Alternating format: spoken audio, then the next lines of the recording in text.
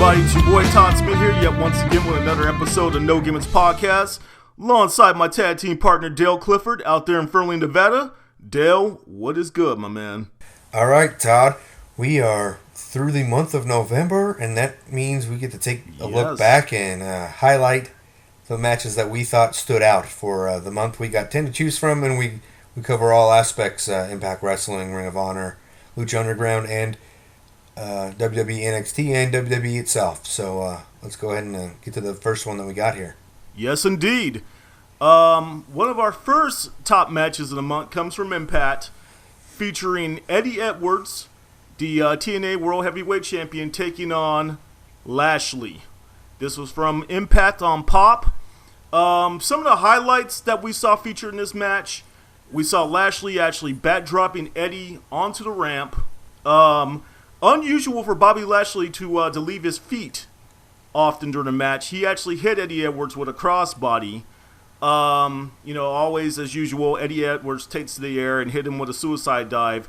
Also, there were some ref bumps involved during this match. Brian Hebner got taken out by Edwards on accident, or possibly on purpose because of the way that Bobby Lashley kind of pulled him in front of him as a human shield. Dale, what are your thoughts on this match here? Yeah, one of the other things that we had was Eddie countered a suplex attempt by Lashley into a sit-out powerbomb. So I thought that was a pretty impressive spot right there. And obviously, the impressive display of strength there. The numerous suicide dives that Eddie likes to do. As you said, it was like we had the ref bumps, and then we had Lashley give a spear to Eddie Edwards, but no referee was there, and then a second referee came out. He was too late. Didn't count the three. Lashley got angry, took him out. Hebner then attempted to try to end the match, and then Eddie Edwards hit Lashley with the Boston Knee Party, and then we had a quick 1-2-3 by Hebner. Yeah. It definitely delivered. You had some of the typical things you get from Eddie Edwards, where all the high-risk stuff, and obviously a surprising high-risk move from Lashley to go to a crossbody. And definitely not the first time Hebner was involved in a controversial finish to a match, right? No, that name Hebner has been controversial for a long, long time. Mm-hmm. Yeah, good, solid offering between these two. These guys seem to have very good chemistry, and they really work well together. Completely different styles. Yeah, this was their third title match on Impact. So, because obviously we had the title for title, and then we had Eddie beating Lashley the first time, and then obviously we had Eddie defending here in this one against Lashley. So definitely, I think in the course of the matches, they've got more comfortable with each other. So, and you kind of saw it in this one. Yes, and it's helping Bobby Lashley evolve his moveset a little bit. So yeah, so it's all for the good. We get good solid action out of these two, and he continues to grow. Moving on here to Ring of Honor, we had Super ACH. Got to tack that Super onto his name now. Along with Jay White and Kushida, who took on the Cabinet from ROH TV from November 2nd. This was the main event as part of the 6-man tag championship tournament. The Cabinet, being greeted with a collective "up yours" from their opponents while kneeling during the Code of Honor. That was one of the fun things that I remember from this match here. Lots of fast-paced action, which you would expect from these guys, with some good near falls. Caprice Coleman embracing his inner Sir Samurai. If you remember Sir Samurai from our days on the indie circuit, Dale. Yes. In his overselling and over-the-top humor. Saw lots of that from Caprice Coleman during the course of this match. Some of the standout spots include, the multiple arm ringers on Caprice Coleman, executed by ACH and Kushida. Also, the leg trap suplex from Kenny King to ACH. Kushida delivered a nice O'Connor roll, and then Rhett actually hits a brilliant German suplex to Caprice Coleman. So yeah, nice little string of moves there. ACH winds up getting the win for his team with the Midnight Star. Dale, what do you take away from this match here? Yeah, it was a very good showing for all 6 men in this match. I think I kind of want to pinpoint, is this because obviously at Final Battle, the Cabinet was no longer called the Cabinet anymore. I think correct. They're now going by the Rebellion, So I want to say, I think, was this probably the last time that they went by the name the Cabinet? And that kind of would explain it. It was like another loss as the Cabinet. Yes. Maybe a shift in direction for them. Yeah, definitely going in a more serious direction. They're keeping those three together, and rather than focusing on the whole comedic, aspect and the whole thing they had going on with the politics and all that, I think a lot of that had to play in a part that was going on during the time of the election. And now they're kind of taking them in a more focused, a more serious direction. And I think they're still going to kind of be anti-establishment, conforming to the rules and all that stuff. But yeah, it'll be interesting to see where these guys go. Definitely. Moving on here to another match from the 6-man tag championship from ROH. This was from their November night television episode. We had the Kingdom, the newly formed Kingdom of Matt Taven, TK O'Reilly, and Vinny Marseglia taking on the Bullet Club. And this version of the Bullet Club was the trio of the Young Bucks along with Adam Cole. This was the debut of the Kingdom on ROH television in their new formation.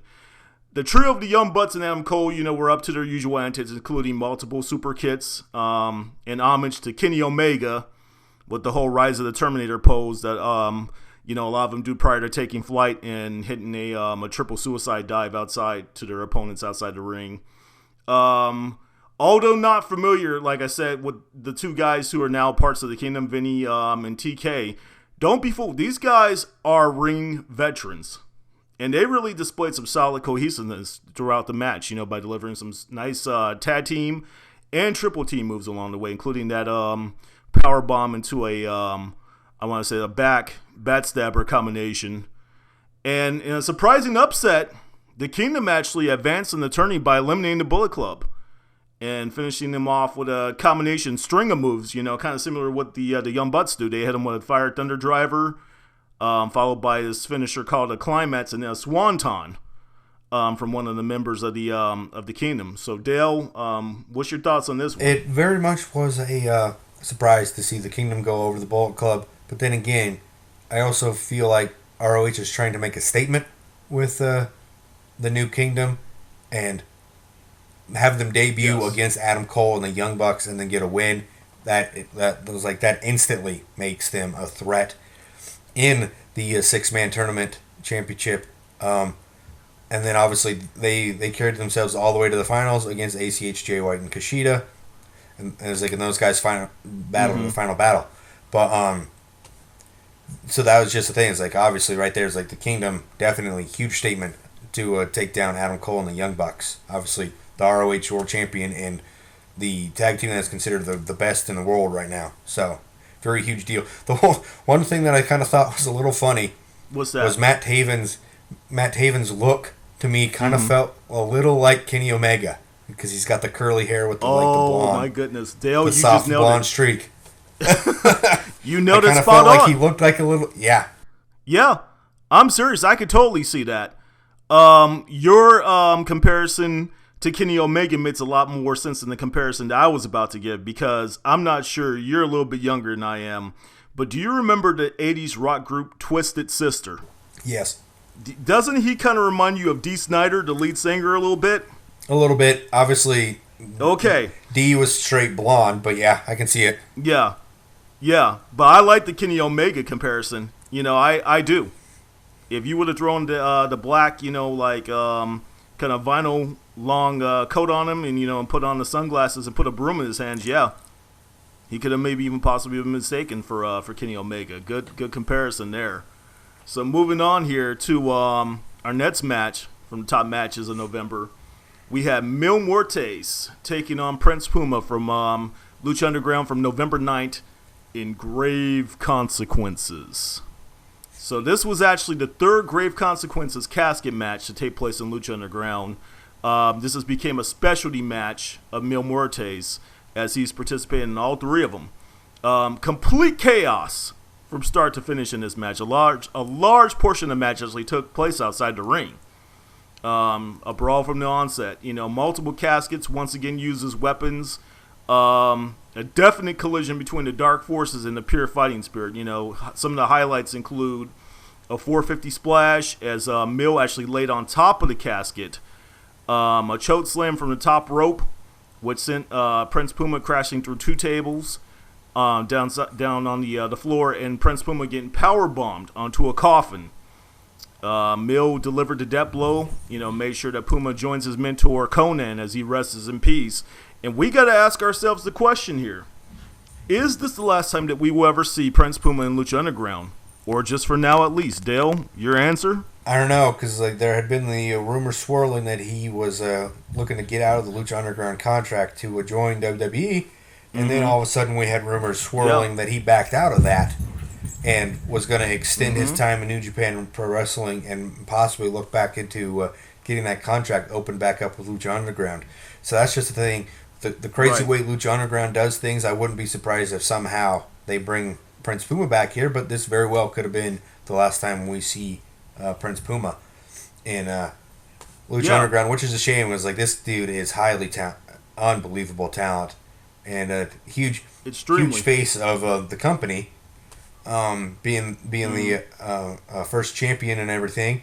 But a huge match here because, like you said, it was we had Puma taking a power bomb, we had him getting speared through a table. It was him delivering a 450 on a casket. It was a choke slam off the turnbuckle through some tables. It's definitely delivering in the realm of the grave consequences, which is no surprise Lucha Underground delivers once again in their stipulation matches as they continue to do.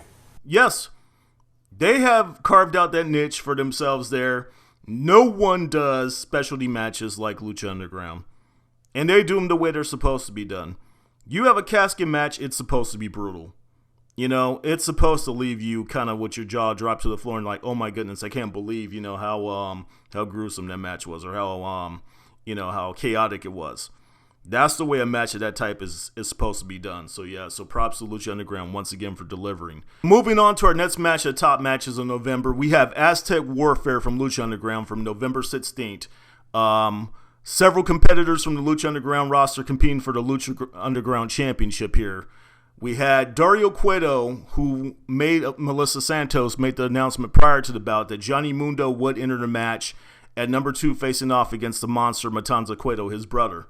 It was also made clear that Johnny Mundo would not need to surrender his Gift of the Gods title in order to compete in this match, which would decide the next Lucha Underground champion.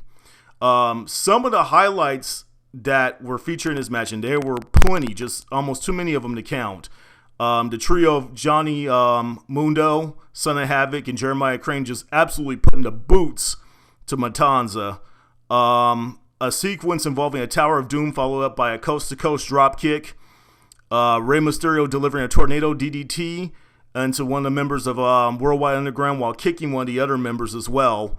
And then we also saw the debut of the Lotus Triad, 3 female assassins paired up with Black Lotus. And then we saw Angelico, who actually flew in for a cameo appearance, pun intended. This one ended with the unthinkable taking place as Sexy Star beats the odds and pins Mil Mortes to be crowned as the first female Lucha Underground champion. Dale, were you just as surprised as I was at the outcome of this one? Oh, very much so. I was kind of wondering if this is how Lucha was going to be able to remove the title from Matanza, because it just seemed like in straight one-on-one matches, no one stood a chance. Right.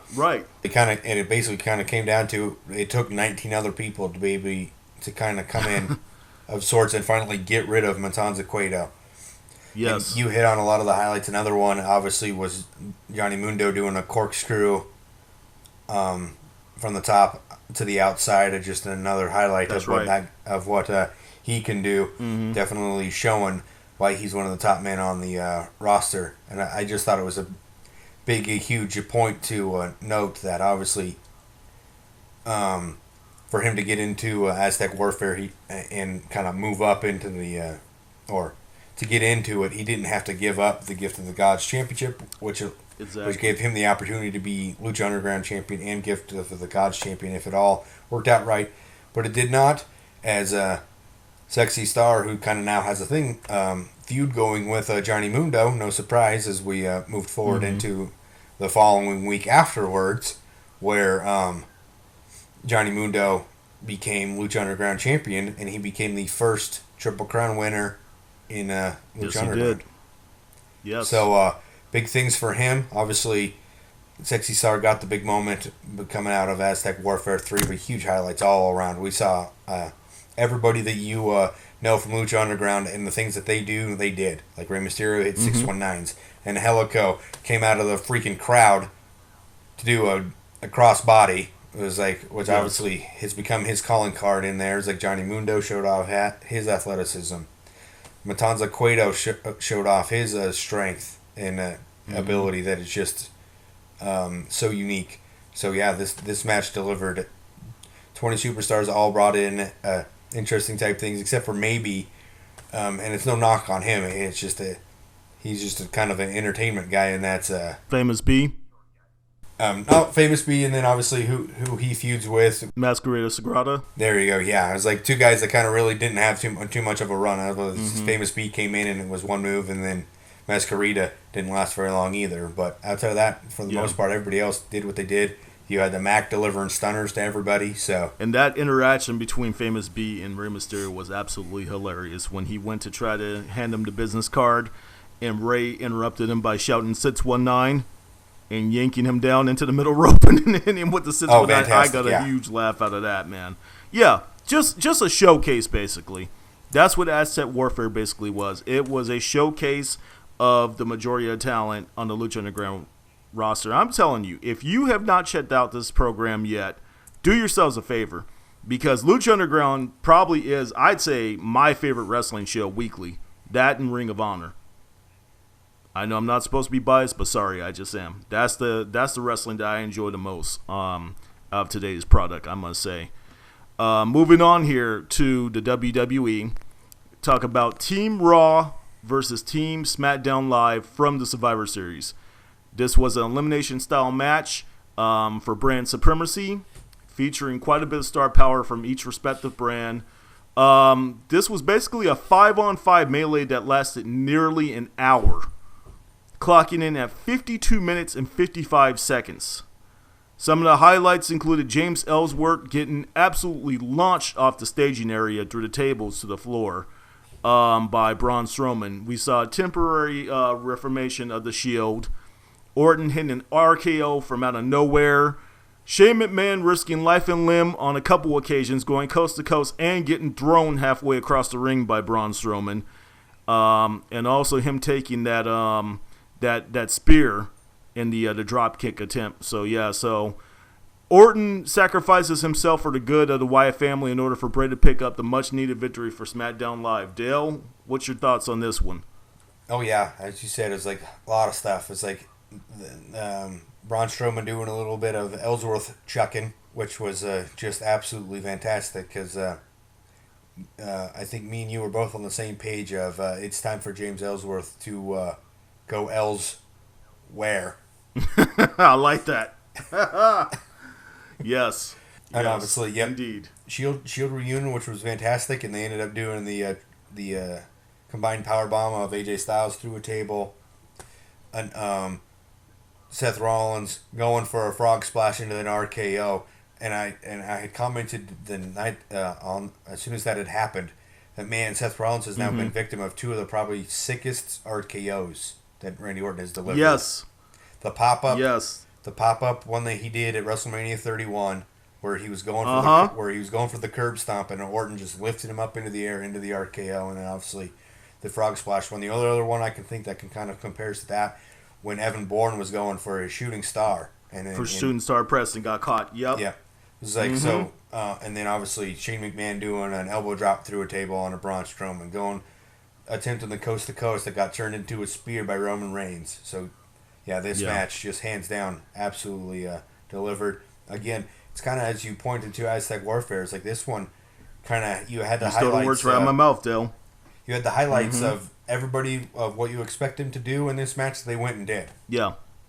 A nice showcase for the top tier stars from both rosters from WWE. I thoroughly enjoyed that one. Like I said, that was by far the best match of the evening, and one of the only reasons that I actually was happy that I actually watched the Survivor Series pay-per-view, to be perfectly honest with you. Staying within the WWE universe here, and speaking of Seth Rollins once again, he took on Kevin Owens for the Universal title on Monday Night Raw for our next match, top match from the month of November here. So some of the highlights from this one included Seth Rollins running powerbomb to Kevin Owens through a table. Rollins the bat body drop to Owens through 2 chairs, and that just looked sick there.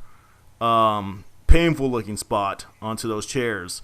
Rollins, going up high and jumping off the entranceway to deliver a crossbody on Owens, and of course Owens apron powerbomb to Rollins.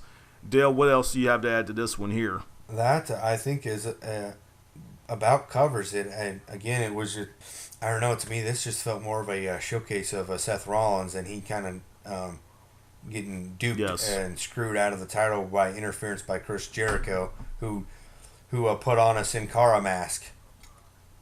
And yes, and the insiders should know what that was for. If you don't, then you can kind of look up the issues that Chris Jericho's had with Sin Cara, and then that'll explain it. As had with Sin Cara, yep. So, but that was the thing. Like, this match definitely came off again as showcasing Seth Rollins as to me why him and AJ Styles, I think, are the top 2 guys in the company right now. Without question. The 2 strongest workers that they have. Yeah. And that's saying a lot. And I would love to see those guys go face to face at a WrestleMania, but obviously with the different shows, I don't know if that's going to work out. But I definitely would love to see Seth Rollins versus AJ Styles for a title. Yeah, they need to find a way. They need to find a way to make that happen, because if I have to see Bill Goldberg versus Brock Lesnar another minute and a half long main event ever again, I don't know what I'm going to do. You're getting that one at WrestleMania. I'll guarantee that one. We're going to get the number 3 there. I might just have to go find a Hell in a Cell and just jump off of it through a table or something. Anyhow, sticking with WWE, we're going to move on to the developmental territory for the WWE, which is NXT. We saw what was originally scheduled as TM61 taking on Austin Aries and Roderick Strong. This was from the November 2nd episode, the second round of the Dusty Rhodes Tag Team Classic. However, prior to the beginning of the match, William Regal came out and made the announcement that instead of being a tag match, this would be a one-on-one, due to the fact that Austin Aries was not cleared to compete. Austin Aries had an injury to his eye, which looked very nasty, by the way. So he made the rules that basically whichever member of the respective team would get the win, that team would advance. So Shane Thorn was chosen to represent TM61, and of course, he took on Roderick Strong. This match actually turned out to be pretty solid, and was a showcase of some of the hard-hitting knee strikes, which Roderick Strong is known to deliver, and also some of his multiple backbreaker variations, taking on the aerial assault and technical skills of one Mr. Shane Thorn there. Some of the highlights also include the delivering the sidewalk slam. Roddy delivered the sidewalk slam onto Shane Thorn on the top turnbuckle. That was unique. I don't recall quite seeing that before. Also a bad drop into a front face slam. And Thorn actually got a couple, solid moves of his own there with that picture-perfect drop kick and a top rope double foot stomp and a massive sit-out powerbomb. Aries tried to interfere, but his interference backfired, and Thorn, it led to Shane Thorn actually stealing the victory via a small package. Dale, what's your thoughts on this one? Yeah, as you said, and it was a shame that we lost Aries from this match to the Broken Orbital, because who knows what direction that this ultimately was going to take. Obviously, you get the stipulation that the winner of the singles match between Roderick Strong and Shane Thorn, the team advances on, where you're like, well, if you knew the injury that Austin Aries had and you know that he's out the rest of the year, you knew who was going to come out on top of this thing. But that still didn't take away from both men absolutely delivering. And as you said, Roderick Strong's turnbuckle backbreaker to Shane Thorn is like Thorn hit a Falcon Arrow that almost finished off Roderick Strong. He kicked out of that one. You covered the sit-out powerbomb where Aries got the distraction to save Roderick Strong. And then Roderick Strong hit a flying knee. You hit on how he's one of the Roderick likes to use the knees a la Shinsuke Nakamura. Near fall there, and then obviously Yes. Thorn picks up a roll-up for the win in TM61 Advanced. Which are we going to get first, Dale? A full year of a healthy Hideo Itami or a full year of a healthy Austin Aries? Oh, I think Aries. I'm going to tend that Aries is going to stay healthy longer. I just think that, but just because he doesn't get injured too often, and this one was just a kick to the face by Nakamura, and Hideo Itami, I don't think has made a healthy month in WWE, let alone a year. Yeah. It seems that way. It's really unfortunate, but that's the nature of this business. Injuries do happen. It's almost unavoidable. At all levels. Obviously, that one ruined Aries and Strong advancing in the Dusty Rhodes Classic, but that also kind of kicked out the build that we were getting towards Hideo Itami and Austin Aries in a singles match as well. So, a lot of things changed because of those two injuries. Yep. And speaking of the man who injured Austin Aries, he is featured in our next top match for the month of November. One Mr. Shinsuke Nakamura, who took on Samoa Joe from NXT TakeOver Toronto for the NXT World Heavyweight title. Two of the best strong style workers in the business waged war upon one another in this one. It was a definite contrast of styles from the strong style. You basically have the traditional style of the traditional style of Samoa Joe versus the unorthodox approach of Shinsuke Nakamura. Some of the highlights include, Nakamura booting Joe over the barricade into the crowd. Also, Joe crossing Nakamura's legs and basically dropping him to the mat in an effort to disable his most valuable weapons. A display of strength by Nakamura actually taking Joe up and over for the German suplex, and Joe returning the favor with three of his own, including both a dragon style and a straight jacket variation. Joe basically lived up to his win at all costs mentality, by delivering the low blow and Uranagi onto the stairs to give himself the advantage, and surprisingly upsets Nakamura in front of a pro Nakamura crowd in Toronto and becomes the first wrestler to capture the NXT title for a second time. Dale, your thoughts? Yeah, nice highlights there. It's like obviously again hard kicks and knees by both, delivering on that strong style stuff. Joe kicked out of the Shinsuke's first Kinshasa, and then the second one he ended up rolling out of the ring, which set up his low blow into the Muscle Buster for the shocking 1-2-3 and becoming the first two-time NXT champion. So, yes. But yeah, definitely yes. This match delivered once again. I'm just glad that both men were able to kind of escape this one without injuries, because I know the first time that they matched up, Joe took a Kinshasa and screwed up his jaw. So luckily both guys were still able to deliver solid, strong style match, come out safe, and move on. And I don't know, I feel like this one's beginning to build up to being the feud of the year here. Yeah, I'd say so. Thankfully, I think about the only thing I really noticed was, man, those welts on Joe's legs look nasty from taking some of those kicks from Nakamura. But yes, for the most part, they both left unscathed, and of course they continue to do battle in NXT. So now it's the time for our top match from the month of November here. This was also from NXT TakeOver Toronto.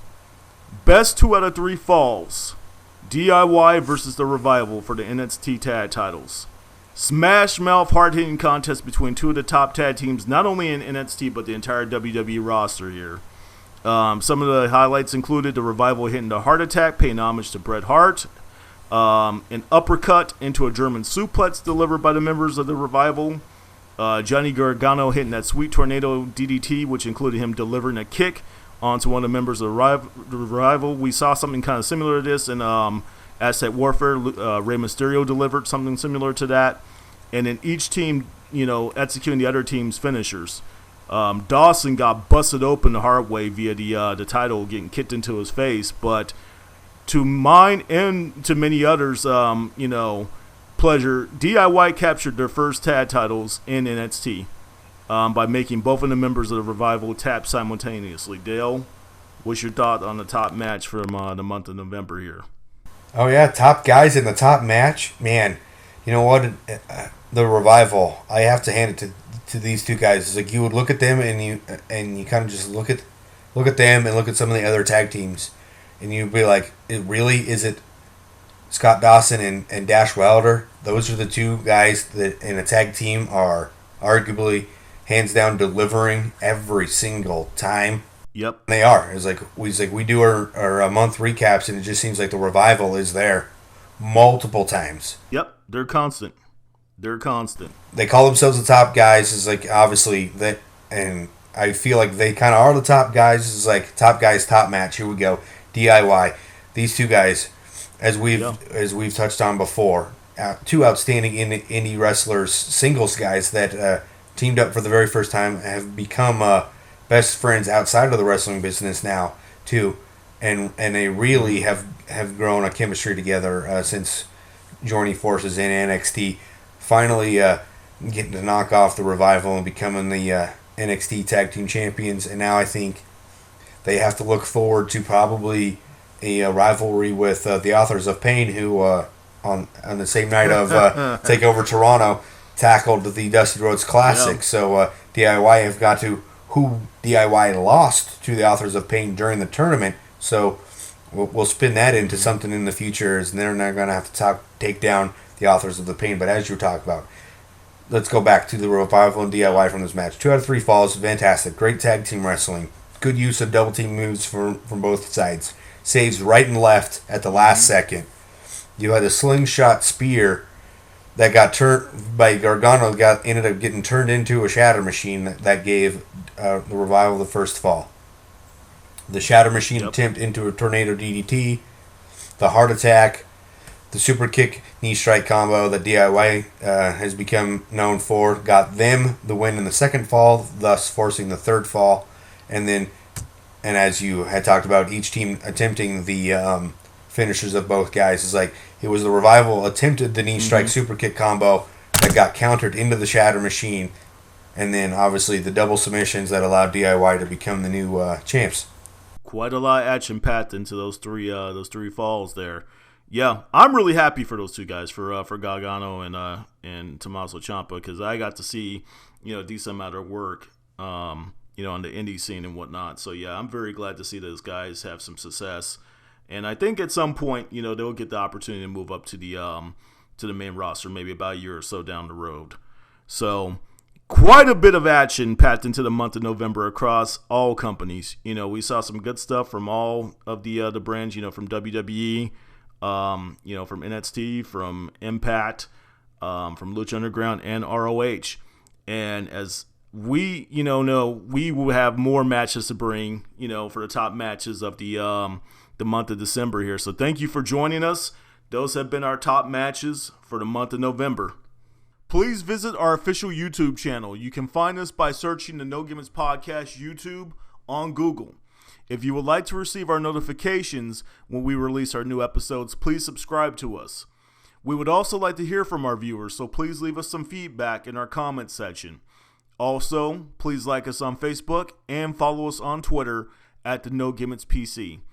Be on the lookout for my updates on my personal LinkedIn account weekly, usually on Monday afternoons. And please remember that sharing is caring. Feel free to share the links to our episodes with other pro wrestling fans and on your social media accounts as well. That does it for this episode of the No Gimmicks Podcast. For my tag team partner Dale Clifford in Fernley, Nevada, this is Todd Smith in Bristol, Connecticut signing off. Until next time around, y'all take care.